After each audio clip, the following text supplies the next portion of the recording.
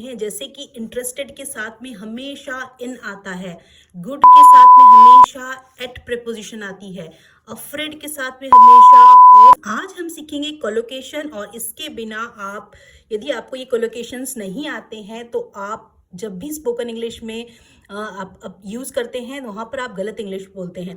तो फ्रेंड्स, ये कोलोकेशंस होते हैं जो फिक्स्ड पेयर्स होते हैं, जैसे कि इंटरेस्टेड के साथ में हमेशा इन आता है, गुड के साथ में हमेशा एट प्रीपोजिशन आती है, अफ्रेड के साथ में हमेशा ऑफ प्रीपोजिशन आता है, वेट के साथ में हमेशा फॉर आता है, लुक के साथ में look for, looking for, searching for, belong के साथ में हमेशा टू आता है, एग्री के साथ में हमेशा विथ आता है, फेमस के साथ में हमेशा फॉर आता है, सक्सीड के साथ में हमेशा इन आता है। से देखते हैं कि इसे हम कैसे अपनी स्पोकन इंग्लिश में यूज करेंगे। फर्स्ट वन है इंटरेस्टेड इन। ठीक है, तो हम जिस सेंटेंस बनाएंगे, आई am interested in learning English. I am interested इन, क्या आएगी यहाँ पे आपकी प्रपोजिशन, इंटरेस्टेड के साथ में हमेशा इन लर्निंग आएगा। ठीक है, I am interested in learning English. So after interested we always use in. ठीक है, why? Because it is a fix combination, it's a fix collocation. ठीक है, जैसे कि हम कहते हैं I am interested in music, I am interested in music, she is interested in photography, she is interested in photography. ठीक है, तो इंटरेस्टेड इन आएगा। नेक्स्ट कोलोकेशन है गुड। गुड के साथ में हमेशा एट आता है, गुड इन नहीं आता है, गुड ऑन नहीं आता है। क्या होगा आपका यहाँ पर, she is good in mathematics, she is good at mathematics, she is good in नहीं आएगा, she is good at mathematics. यहाँ पर जनरली हम अपनी स्पोकन इंग्लिश में ये गलतियाँ करते हैं, तो आप हमेशा याद रखिए गुड के साथ में एट आएगा। अब एट क्यों आएगा, why it will come, because use at when talking about skills and abilities we use at. ठीक है, एंड एबिलिटीज, जब हम किसी भी एबिलिटीज की, क्षमता की, स्किल्स की बात करते हैं, वी यूज एट। जैसे कि हम कहते हैं he is good at cricket, she is good at cooking.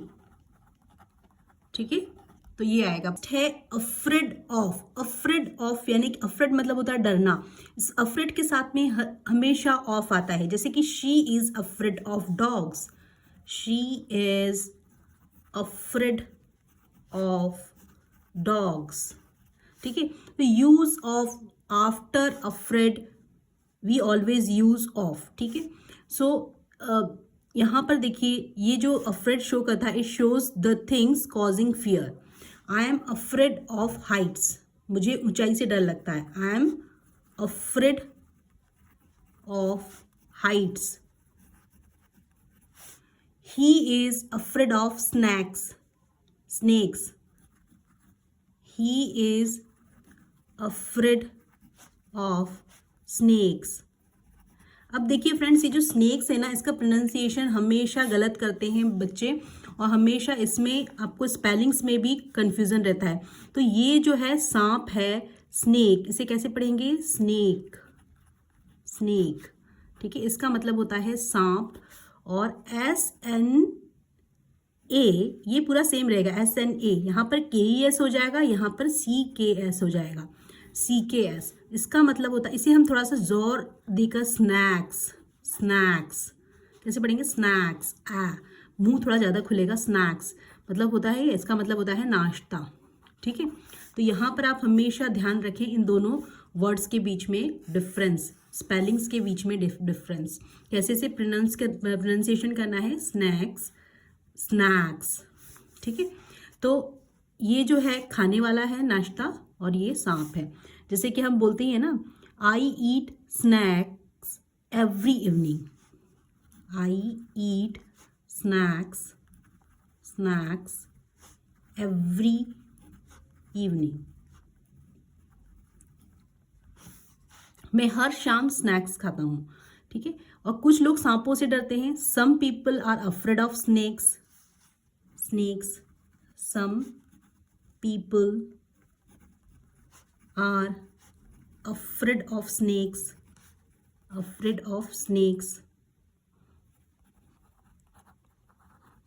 ठीक है। तो इन दोनों के प्रोनाउंसिएशन में डिफरेंस समझें। वेट के साथ में हमेशा फॉर आएगा, because you are expecting someone something, कुछ आप उससे कुछ एक्सपेक्ट कर रहे हैं, तो use for after wait, okay.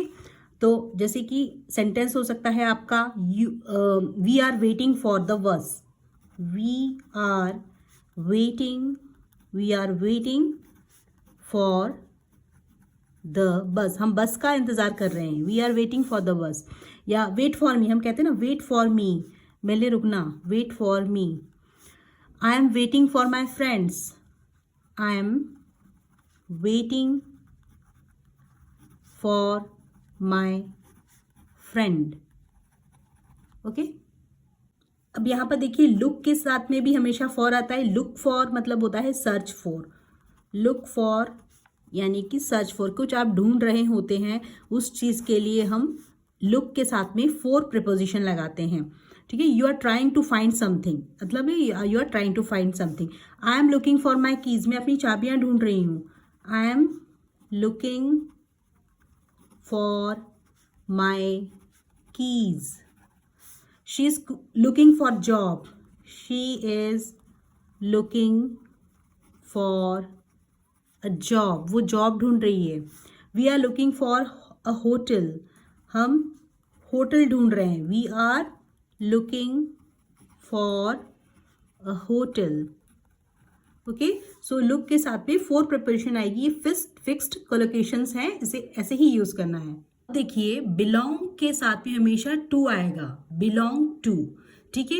इसका मतलब होता है किसी के पास, किसी का ओन होना, it shows whose own something, ठीक है।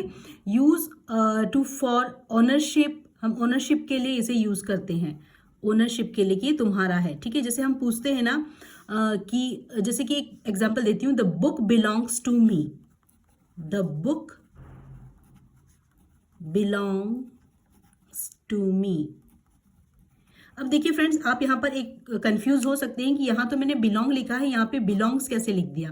तो आप हमेशा याद रखना इसे, ही, शी, इट, इसके बाद में हमेशा ये सिंगुलर है, सिंगुलर के, द बुक सिंगुलर है इसीलिए बिलोंग्स आएगा, belongs.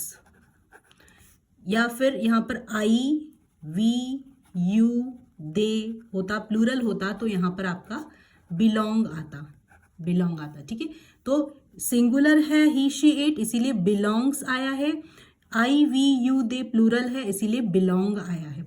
The book belongs to me, ये बुक मेरी है। This car belongs to my father, this car belongs to my father, ये कार मेरे पिताजी की है। देखिए एक और चीज़ आप यहाँ पर कंफ्यूज हो सकते हैं, जैसे कि जैसे क्या है कि ये बैग किसका है, हम डेली कन्वर्सेशन में यूज़ करते हैं, अरे ये बैग किसका है, who does this bag belong to, who does this bag belong to, ये बैग किसका है, हु डज दिस बैग। देखिए अब यहाँ कहेंगे डज की, यहाँ तो बैग तो सिंगुलर है, फिर यहाँ पर बिलोंग क्यों आया, ये बैग किसका है, who does this bag belong to. तो हमेशा याद रखना है आपको, डू के साथ में बिलोंग आता है, डज के साथ में बिलोंग आएगा। हमेशा डू, डज और डिड के बाद में वर्ब की फर्स्ट फॉर्म ही आती है, ये आपको याद रखना है, ये आप कभी भी गलती ना करें। हमेशा डू, डज और डिड के साथ में आप वर्ब की फर्स्ट फॉर्म ही यूज़ करेंगे।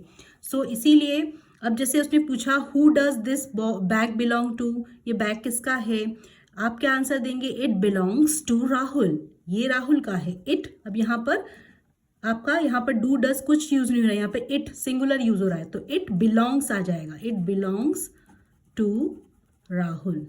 तो आप इस छोटी छोटी चीज़ों को याद रखें, तो आपकी ग्रामर भी स्ट्रांग होगी और आप सही इंग्लिश भी बोलें। अग्री के साथ में हमेशा विथ आएगा, क्योंकि यहाँ पर आप किसी के ओपिनियन से आप सहमत हो रहे हैं, ठीक है।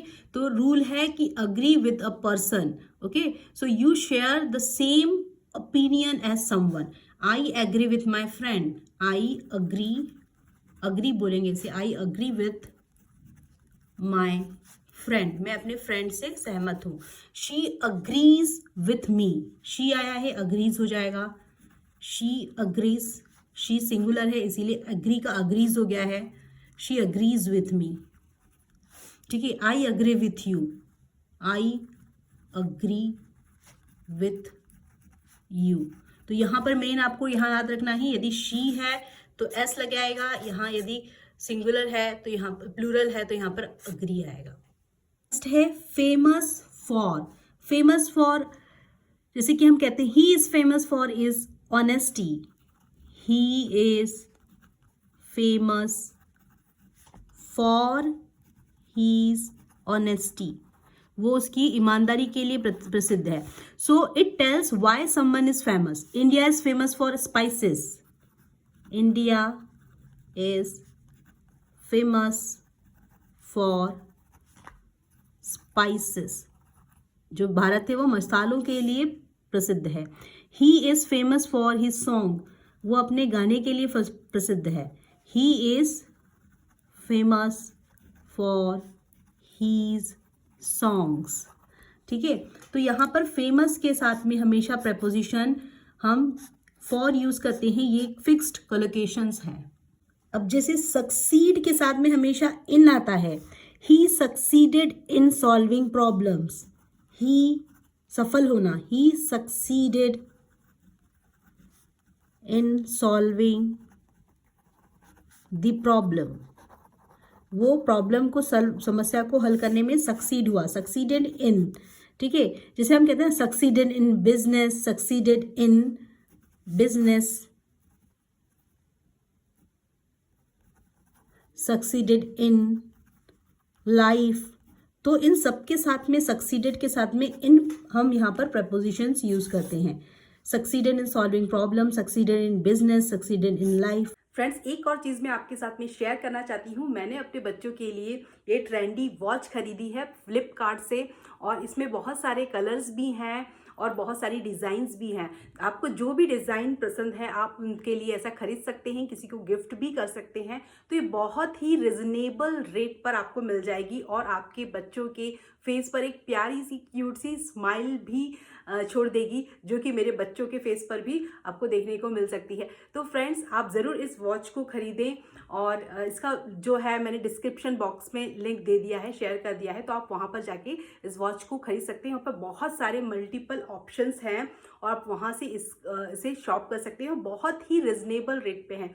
तो यदि किसी का बर्थडे है तो आप उसे बर्थडे गिफ्ट कर सकते हैं, या फिर आप यदि जैसे रक्षाबंधन आ रही है तो आप इसे छोटा सा रिजनेबल रेट में एक गिफ्ट भी दे सकते हैं अपने बच्चों को। तो आप ये वॉच यदि खरीदना चाहते हैं तो आप मेरे डिस्क्रिप्शन बॉक्स में जाकर वहाँ से इस लिंक को क्लिक करके आप इन वॉचेस को खरीद सकते हैं फ्लिपकार्ट में। सो फ्रेंड्स, आई होप आपको वीडियो पसंद आई होगी। If this video add any value in your English learning journey, please do subscribe my channel and don't forget to hit the bell icon, जिससे कि मुझे आपका प्यार और मोटिवेशन मिलता रहे और मैं आपके लिए इस तरीके की ढेर सारी इंग्लिश लर्निंग की कंटेंट्स लाती रहूँ। So thanks for watching my videos. Keep learning, keep growing, keep watching. Thanks for watching my videos.